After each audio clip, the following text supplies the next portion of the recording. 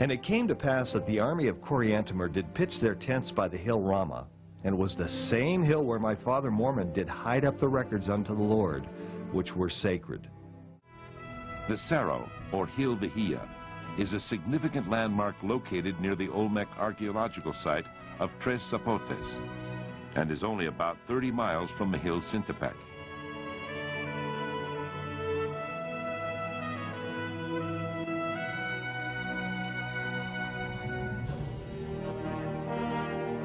From the top of Vihia, looking inland, there is an expansive plain that connects with the coast. There are a few minor peaks and valleys between Vihia and the Papaloapan Basin. Behind Vihia, towards the Gulf of Mexico, and stretching down towards Coatzacoalcos, lies the heart of the volcanic Tuxtla mountain range. At the base of the hill, there are large fountains or springs of underground water flowing from the hillside. Some cascade over ledges into pools and is the source of the rivers that encompass the hill. They are used today as a source of drinking water for the city of Santiago Tuxtla. A prominent Mexican archaeologist, Ignacio Bernal, states, Geographical studies indicate that from the beginning of the first millennium BC until the present, the habitat of the area has not changed. That is to say, it has had the same climate and bodies of water. It seems logical that a military commander like Mormon or Coriantumr would choose this fertile area because it had all the necessary resources to provide the food and water for their needs. Cerro Vihia in southern Veracruz is a prominent mountain that has the same meaning as the Hill Ramah in the Yardite account. It is in a very fertile area where you have volcanic soils that are rich. Today they can grow commercial tobacco and sugarcane, and there's a great variety of fruits and vegetables that is native to this area. It is an area of many streams, bodies of water, waterfalls. It all fits the description in the Book of Ether of a land of waters and fountains, etc. There is a great deal of evidence of ancient inhabitants occupying the area. Numerous archaeological sites dating from both Jaredite and Nephite times literally surround the hill and are clearly visible from the roads. Whenever one drives on the highway from Alvarado into the Tuxtla Mountains, they'll pass through 23 kilometers of archaeological mounds all the way on both sides of the highway. The Hill Vihia is about 2,400 feet high, easily large enough for Mormon to view the bodies of over 230,000 fallen people. Therefore, when ye are about 20 and 4 years old, I would that ye should remember these things that ye have observed concerning this people. And when ye are of that age, go to the land of Antum, unto the hill which shall be called Shim. And there I have deposited unto the Lord all the sacred engravings concerning this people. And behold, ye shall take the plates of Nephi unto yourself, and the remainder shall ye leave in the place where they are. And ye shall engrave on the plates of Nephi all the things that ye have observed concerning this people. And it came to pass that I did speak unto my people, and did urge them with great energy, that they would stand boldly before the Lamanites and fight for their wives, and their children, and their houses, and their homes.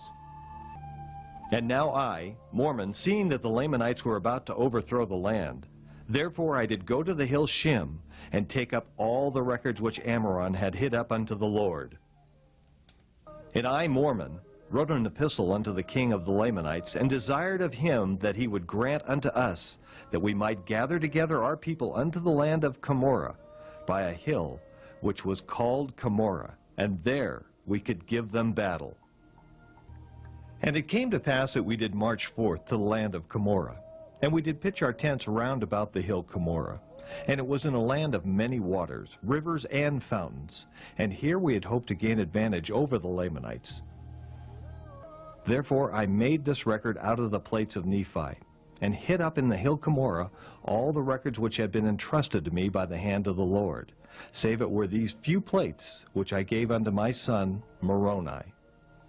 And my father also was killed by them, And I even remain alone to write the sad tale of the destruction of my people. But behold, they are gone, and I fulfill the commandment of my Father.